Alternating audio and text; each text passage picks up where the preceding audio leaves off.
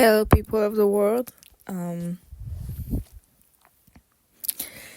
I just wanted to make a video of some thoughts I had with life. I don't have any planning for this video. I didn't even brought my mic, my portable mic, to record sound, so I'm on my very filthy iPhone. You can't see because of the quality I'm having the video filmed on my laptop, but it is absolutely crooked, and it is one of those iPhones on which the case is made of, how do you call this, glass, which is fucking stupid. Who thought of that? I'm sorry. Girl dinner is composed of Greek yogurt, of goat cheese, because goat cheese, I guess. That was the least pricey thing. I went to do groceries this morning. Be proud of me, okay? I'm taking care of myself instead of just eating pizza. And lots of honey. It is good, but you can definitely taste the goat cheese. I mean the goat milk. So we get an aftertaste. Anyways, subjects to be discussed tonight are, because it is the night, it's nearly midnight. I took a 4 hours nap this afternoon because I didn't feel like being alive. I failed a painting, so I just crashed out, cried, and then went to bed because I was emotionally exhausted, and I think that is as valid as when you're physically exhausted after, I don't know, running or things like that. Going to bed is valid when you don't feel like feeling, to me. So yeah, I'm not very sleepy right now. I woke up at like 8 p.m. That was 4 hours ago. I did do my mathematics with much anxiety because I don't feel like I'm prepared for any obstacle in my life. I'm on summer break in France. Summer breaks last 2 months. That is a lot, and you can get very lost in your ability to do mathematics or something. So, not good. Not good. What else? Yes, subjects to be discussed. My personal relation with myself in terms of self-love, because something is going on and it's unhealthy and I want to put words onto that.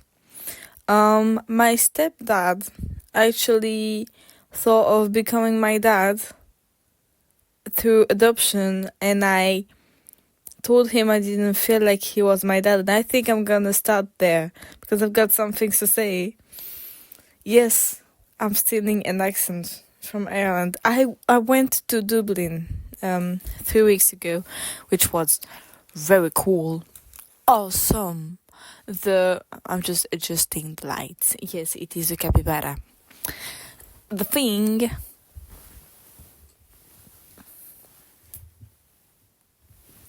is, this any better? I'll say it is. The thing was, am I Jesus? Or do we get... Yeah, that's how good it goes. The thing was, in Dublin, my stepdad actually asked me to become his daughter, and I was like, well, yeah, if you want so, but I don't feel like you're my dad at all. And he was shocked when I told him I didn't feel like he was my father, or he wasn't giving daddy vibes, you know? The thing is, I have a dad.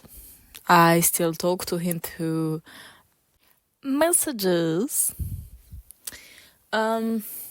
And he did me wrong, but he's still my dad, in my opinion. And my stepdad actually thought that I was kind of his daughter.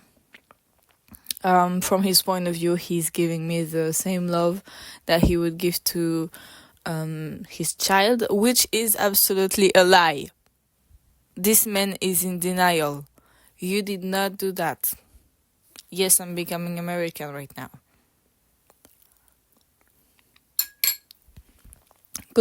I've seen you talking to your daughters or to your sons.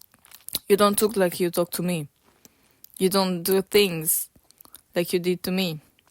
Because we're getting some tea right now. That's the point of the video. He comes from a very Jesuit, traditional lifestyle and culture where people have free will, and his kids do have free will in such ways that there is no necessity for the parents in his culture to ask for anything in return by the child.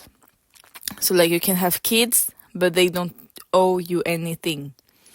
And that was a very good concept, I believe, because I'm in the child's point of view, and I've always felt in that when it comes to my parents. So being debt-free must be very cool if you're a child. You know, that's the thing. But also, his kids don't call him. They don't meet him. They don't gift him much. They're sometimes not even here for his birthdays or anything. So why do I have to? He never went out to buy clothes for his kids. But when it comes to me, I feel like I am a fucking puppet. I actually feel like I'm a doll in their eyes. That they have the consent, the quite often necessity to make me physically adapted to their world when it comes to my parents. For example, I have bracelets. I love bracelets, but 2 or 3 years ago, maybe 4, the bracelets I was wearing were not to their taste, mostly not to my stepdad's taste, and he wanted me to change them. So he waited for those I had to break and then gifted me rich people kind ones. That is not what I wanted, because they were thin, golden, rich people stuff. And I wanted color. I wanted to be able to express myself. And they restrained that need, and they were like, yes, but do it through that way. You can express yourself, but if you wear white dresses, heels, makeup, mascara, and if you behave that way. That's not me. That is not me. I am not rich people's girl. I grew up poor. We didn't have water running in the apartment, is what I'm saying, okay? But 5 years later, I'm supposed to be in, high heels and shit, doing rich people activities. I don't do that. That's not who I am. So in the final discussion, before I went on to my holidays without my parents, what my stepdad had to say, that he said that he sometimes disagreed with how I looked, and I was like, yeah, I've seen that. Yeah, somehow. And he was kind of shocked that we didn't have that link, that feeling of reciprocity when you have love towards your child and your child has love towards you. I could never be myself in front of you. I could never be my true self in front of my stepdad nor my parents anymore, because their expectations is just, they're not me. You do not love me for who I am. I've talked about that in a previous video, even though it was kind of shitty because of the setup, etc.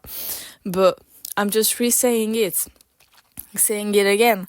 You don't love me for who I am. You love me for the potential that I have to fulfill your dreams and fantasies of having just a white girl and 2 turn her into the doll you love.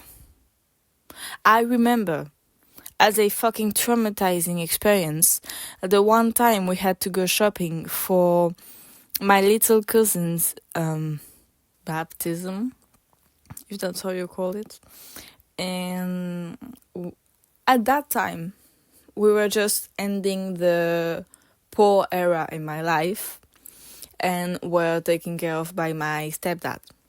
I was very younger. I was like 12 or 13, maybe 14. But yeah, that was it. And I didn't have clothes that actually suited me, fit me.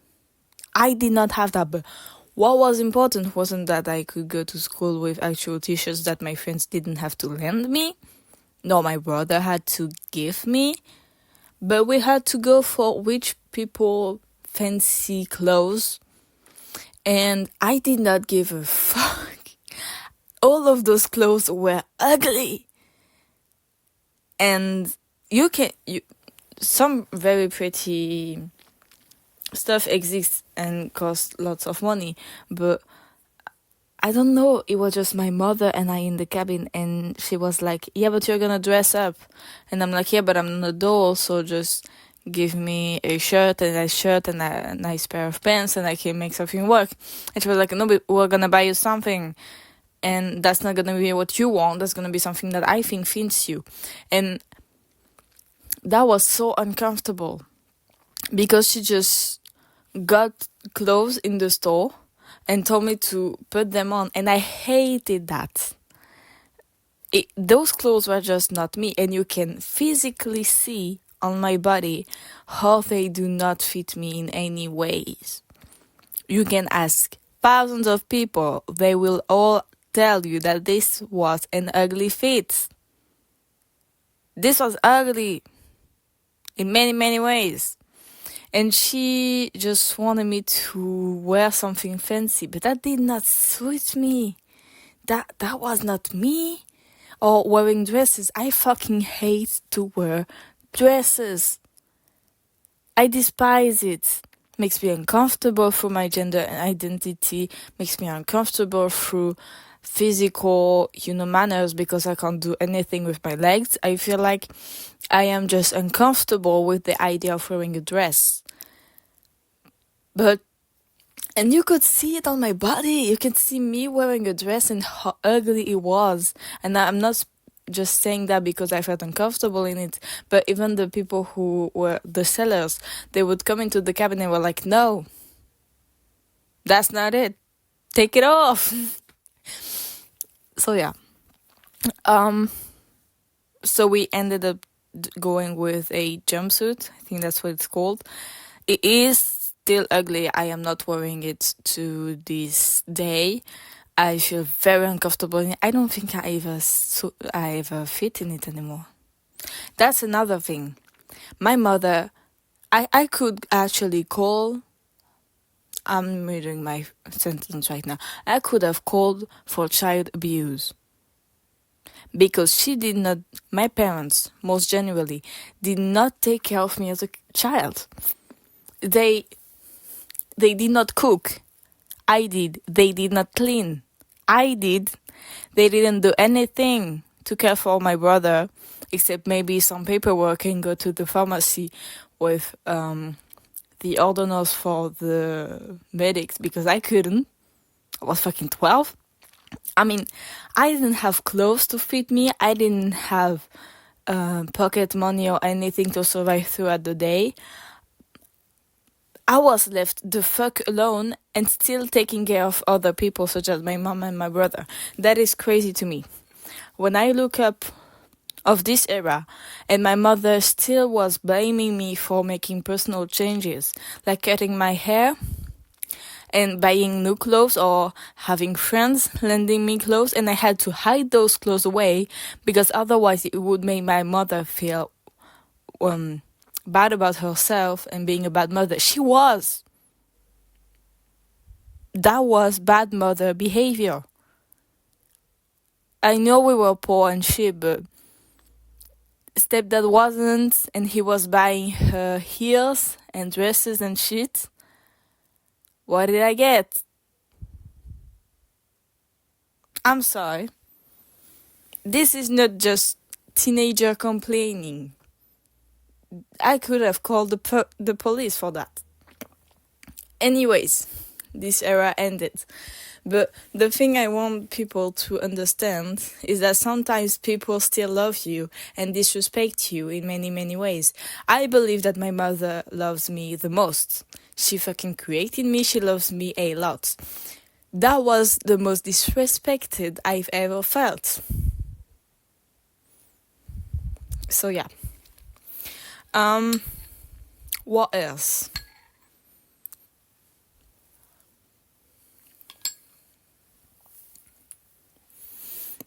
So to go back on the stepdad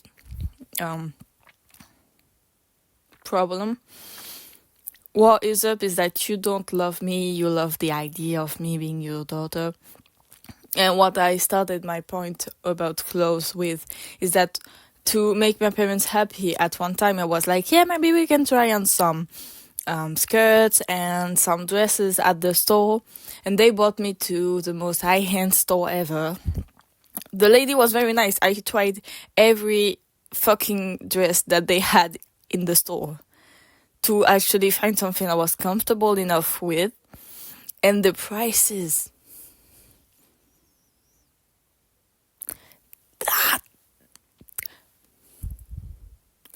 A jean, how do you call those? A jean jacket, 400 euros.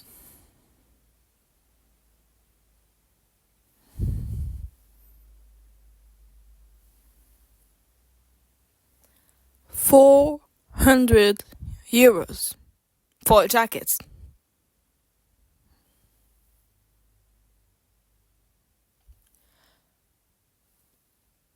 Okay, I did not pay. Couldn't do that. Would never. I buy all of my clothes in second-hand stores. Except for this one, it was bought in Ireland. This was second-hand.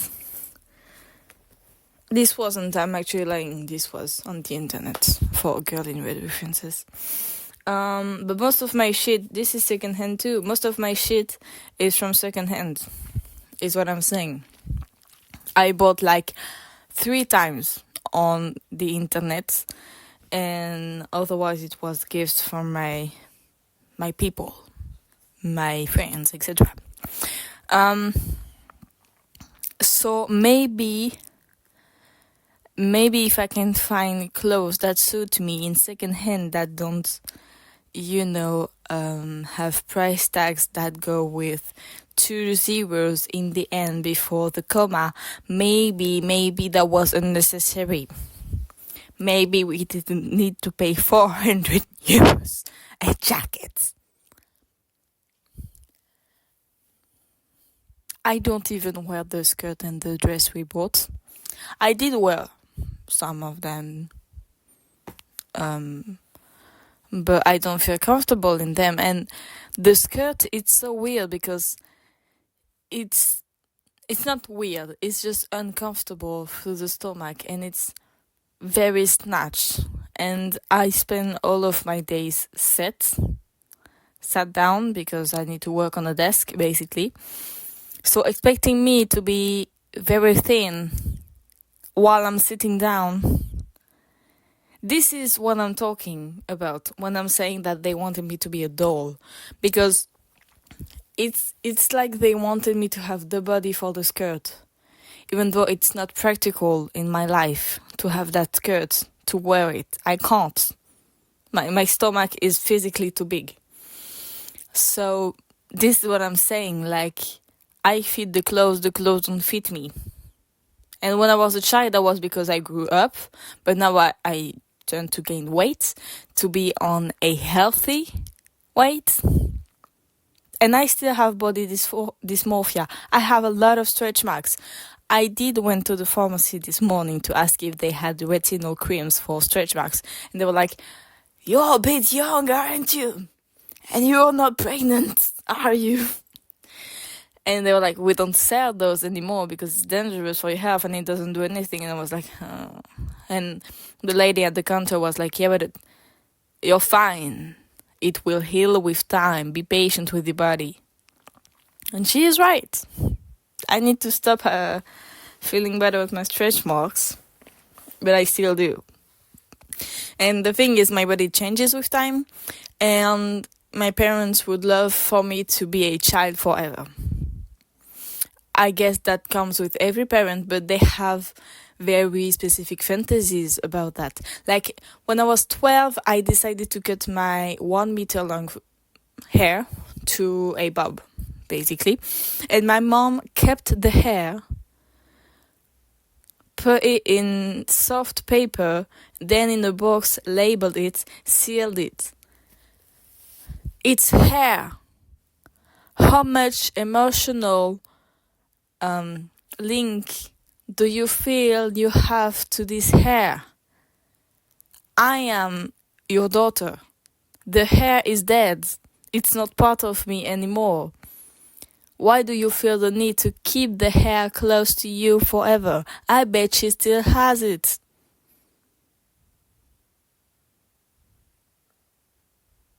And she was, my hair is a very big debate towards my mother. It is red right now. I dyed it red. The thing was, when I cut my hair, I started cutting it really, really short. Like bowl cut, if that's a word. And I rewatched, like a week ago, the pictures and videos where not everyone, my parents were telling me that I was fucking ugly with that cut. I was not. That was fucking dope. And I did that. I looked fucking hot in that cut. My parents were always telling me like, that's ugly. Yeah, you failed. You actually need to let it grow now.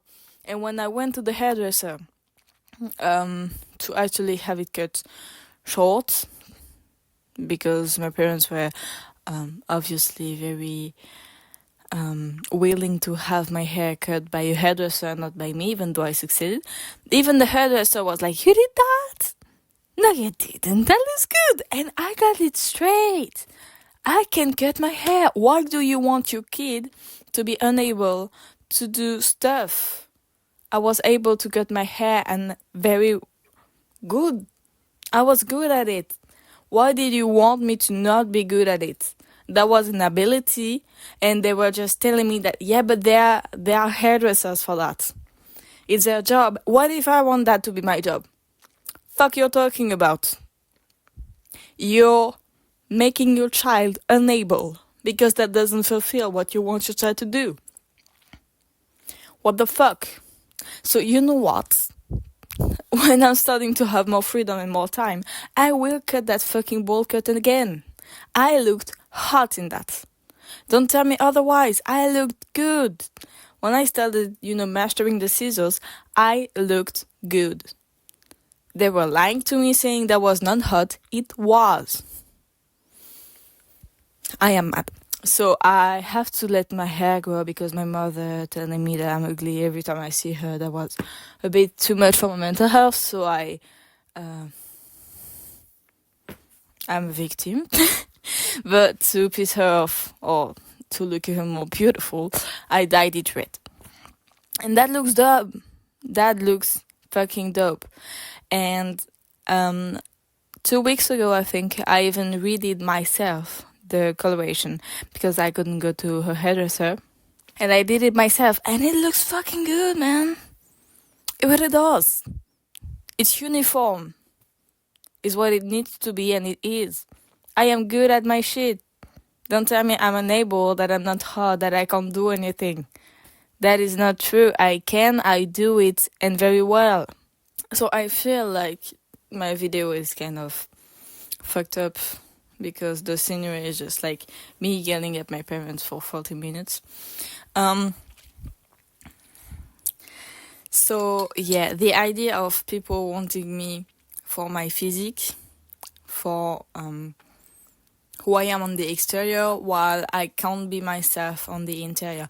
And that was why I couldn't get an actual father-daughter link with my stepdad, is because when I was trying to be myself, he was laughing.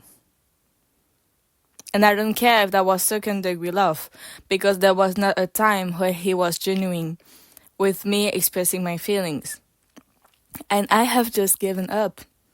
That is the new best thing in my life, to give up. I did not do that when I was younger, and I wish I did. Because some people, you can't change them. You just give up. Oh my god, that's so much better.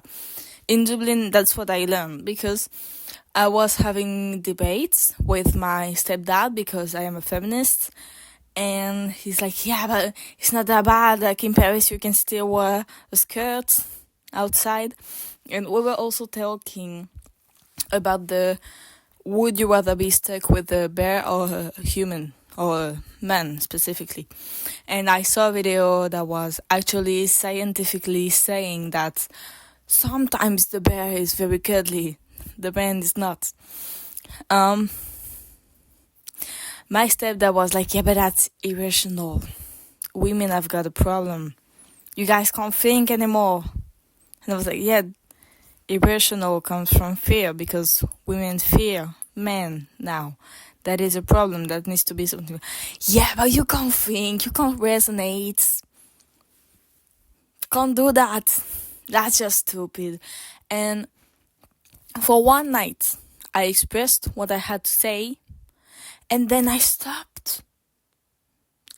The afterwards debates that we could have in Dublin, when I was saying that women felt more respected in Dublin in general. That's how I felt, that's my experience. Rather than, I don't know, in France, in Paris, you can be disrespected. I'm not, because people fear me when I walk in the streets. I'm a monster. But I was just expressing my feelings, and he was like, yeah, but it's not that bad. I still see people wearing skirts in the metro, so you guys have it easy. And I just shut the fuck up, back down, ate my food, and I didn't say a thing. What was there to say? I gave up. I gave up. Why would I restart the debate? I said clearly and firmly what had to be said the last day. I'm not gonna redo that. Why would I? That is pointless. That is just pointless. So now, when my parents are like guilt-tripping me about me not being near them, me not being helpful, me not helping them, which is another thing, because let me just my stepdad expecting me to come home, as soon as I can, to have time with him, to hang out with him. He did not ask his 5 children once in their entire life to hang out with him. But I've got to. Like, I've got a special treatment. You don't see me as your child. You see me as a child that you can have control over, as you did not have control over your other children. That is what's happening. So yeah. New thing is just to give up, because people trying to guilt trip you or anything, even if my mother even tried to be like, yeah, but I don't see you, I don't kiss you, that's so bad. And I was like, yeah, you don't break my fucking ribs anymore with your hugs. Shit. We were in the taxi to go from the airport to our home before me coming to my holiday here, when we were coming back from Dublin. And I was just telling the man in the taxi that he has a 70-year-old daughter, and that things to not be done was sometimes waking up your child to say goodnight to them. Or things like that. And there was my mother that was on my right. Maybe she took it too deeply because she can't take a joke, but some things had to be said, and I was just joking with the taxi driver because it was actually funny because my mother used to come back very late from concerts or theater pieces with my stepdad, and she still does, and she's been unemployed for more than a year. I'm just saying, she's living the life. She's been coming home at 2 a.m., things like that, and she's been opening up my door, turning all of the lights on and saying, you're sleeping! Good night! It was fucking 2 a.m. I wake up at 6. When we were actually even still being poor, we lived in the first arrondissement de Paris, where prices can go very high, but that was the only apartment that we could get because it was family owned. So, you get lower prices and people trust you and shit. And so my brother had a full apartment that was like kitchen, bathroom, bedroom, pantry, and things like that. And I was living with my mother on a small studio that was like 10 meters square at best, that didn't have a kitchen, that just had toilets. Maybe we see some kind of privilege. But anyways, the studio was built so that there was, a floor, basically, and a mezzanine. And I slept on the mezzanine, and my mother was sleeping on her bed on the floor. So I just had a mattress and she had a full bed, because you can't fit a full bed on the mezzanine, you get me. And some nights she would just vent for hours. I was 11. I was depressed. I needed space. What I had is my mother telling me every single thing about her life from, 10 p.m. to 1 a.m. That was not every night, because sometimes she would just come home at 2 or 3 a.m. But she would just keep on talking, and one time I stopped responding. She didn't care, and sometimes she were asking me question, and I was sleeping, because your child needs some sleep. And she was like, you're not even listening to me. And that stuck with me, that sentence. You're not even listening to me. It was 1 fucking a.m. I was trying to sleep. I was 11.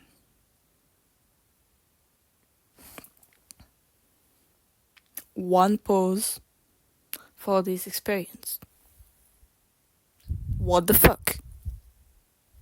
Anyways, so later in my life I had the opportunity to live alone for 3 or 4 months when I was 12, because that's deeper backstory, but I could live alone. And that was legit child abuse.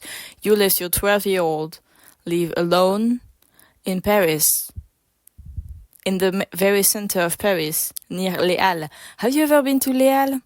Châtelet-Les Halles, after 10 p.m. everything closes down, and the military is in the place because there is so much drug dealing and sexual traffic. But okay, I was left there. I had 50 euros for 1 or 2 weeks, and I just had to live with it. And one time my stepdad even told me, because he was the one giving me the 50 euros to go grocery shopping, and he was the one telling me you'll give me back the change. You're fucking rich, and you're telling a 12-year-old with no money you'll give back the change.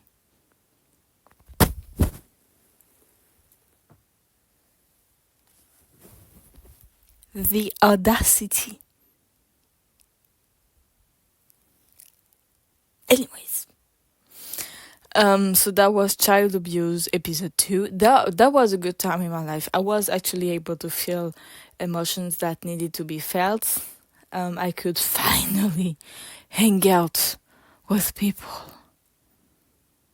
because I lived like 1.5 hours away from school at the time, and I could actually hang out with friends that lived near school, which was everyone because it was a sector school. So that felt very nice. And I was left alone all day. Sometimes I didn't even go to school because my phone was stolen from me in taking the bus. That's another story. We're getting into another story, okay? My mother doesn't care about my back. My mother cares about me. That was a pigeon making that noise. Maybe I'm keeping them away from sleeping, but I pay the bills. So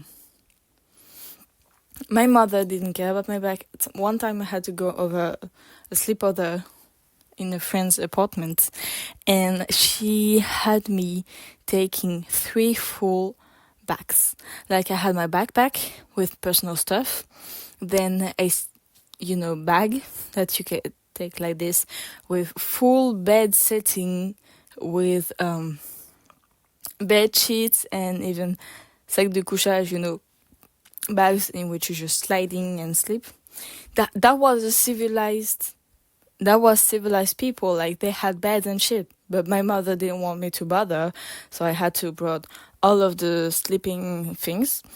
Like I was going camping. That was one night. And then I had another bag for food and shit.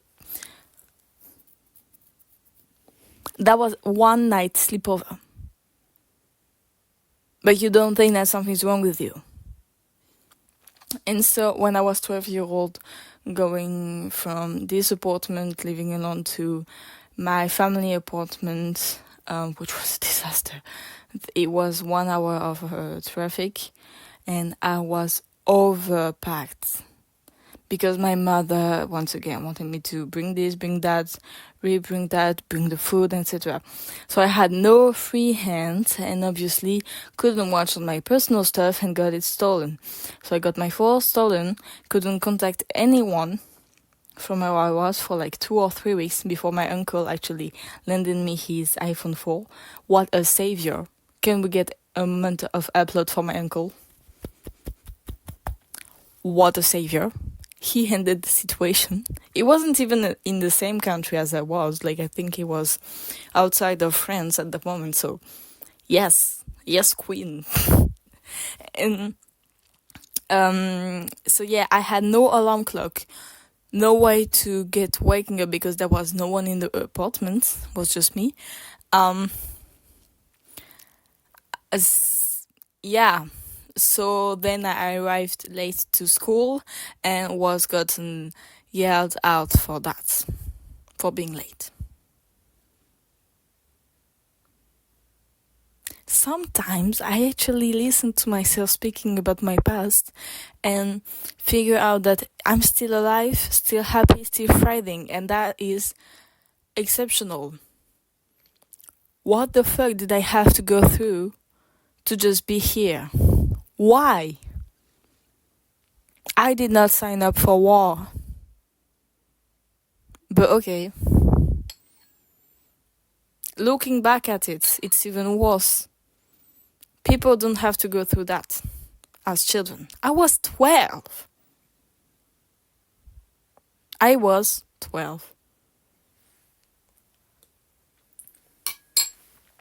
Anyways. Do we have other stories? Yes, we do. But it's just one. Also,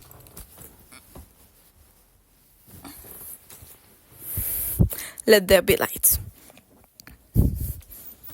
This is going to be the last story, I think, because I'm getting tired. Actually, I'm not, but I still need to gaslight myself into thinking I'm tired to go to sleep. Last thing. about my body is that I have a really bad feeling about my body right now because I don't feel like I own it fully, and I don't feel like people are attracted to it enough for me to feel beautiful. Which is not how it works, but I had only true romantic relationships in my life. One of them was the best thing I ever experienced. I thought I was gonna marry the girl. That was actually delightful. That was the best thing I've ever got to experience, like in terms of love. She was just so loving, and at the end, it was only sex, so I left. I'm short on breath. Sometimes I ask myself if I don't have asthma. Also, when people tell you that you're lazy, go check that iron efficiency in your blood or whatever, that iron percentage in your blood. Because I was told all of my childhood that I was a lazy bitch, couldn't do anything, especially when I started getting my period, that I couldn't do any sports, that I was just incapable physically of doing anything. The normal average percentage of iron to get into your blood for 100 millimeters is like 49 milligrams, nanograms, I think. I had 5.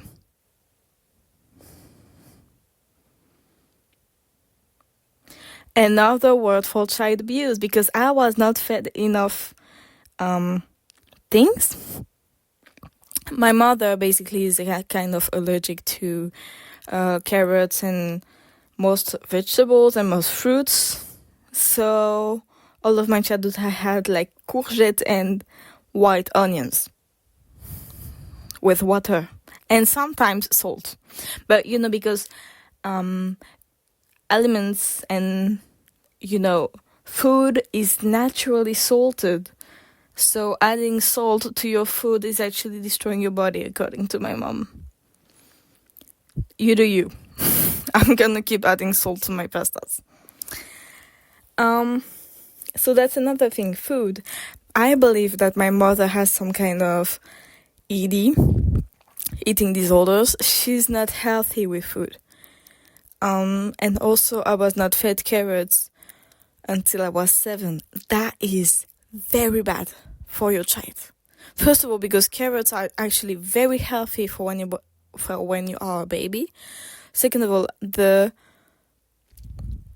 food I was fed did not meet the needs for a child to grow. Actually, I was not into school restaurants or school services for food until I was 8.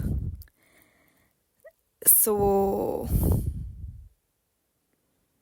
I did not get the nutrients I needed as a child. Because my mother can't eat those. She can actually. But that's not something I need to say. Because it's weird, because she says that she can't, eat oranges or stuff. But sometimes she does, and there's nothing happening. Like, you can eat those, but it's making you feel special to be unable to eat certain food. That's why you don't eat them, and that's why you yell in restaurants when there are carrots into your salad.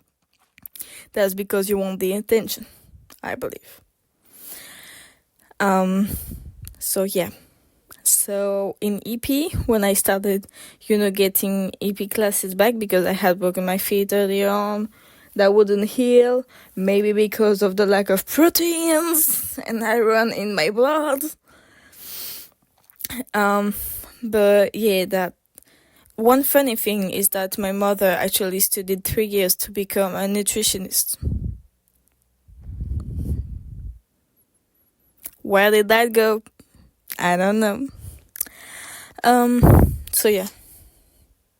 And I was told I was being lazy in EP classes. I had my period. Good Lord. When I was still on my period, now I'm taking pills to not be on it. But when I was still on my period, I would faint because of how low iron I had and because of how weak I felt through the cramps. I would faint, lose conscience, but still wake up at 7 a.m. to go running. I had my period half of the month sometimes. They would last from 8 days to 15. But I was the lazy one? I don't think so. That was a fucking disability. Anyways, I'm fine. I'm getting better at life. So yeah, people are not doctors. And doctors will tell you the truth about your body, while judgmental people would not. People in EP classes saying that I'm a lazy bitch could not see that I was in fact facing very hard situations through my body. I went to the doctor because I was sick and basically couldn't get the flu out of me. Maybe because of the lack of nutriments, maybe because eating potatoes for 3 weeks wasn't the best for healing sickness. And basically the first thing that the doctor did was like, look at me straight in the eyes and go, girl, you need rest. Why are you up? How are you up? How are you being alive while you have 5 nanograms of iron in your blood right now? Why are we still talking? You should be in the hospital. And I was like, yeah, but I'm fine. I can stand up. The ability of gaslighting yourself when you're a woman, that is crazy. So yeah. So he gave me like lots of vitamins and lots of iron to rest. And then I still went to that English test I had the next morning. I'm fucking crazy. I still went there for my parents not to be disappointed in me. What the fuck? When I was younger, I think I could have died there, trying to not disappoint people. What the fuck? I could have died. I could have just fainted on the road and get smashed.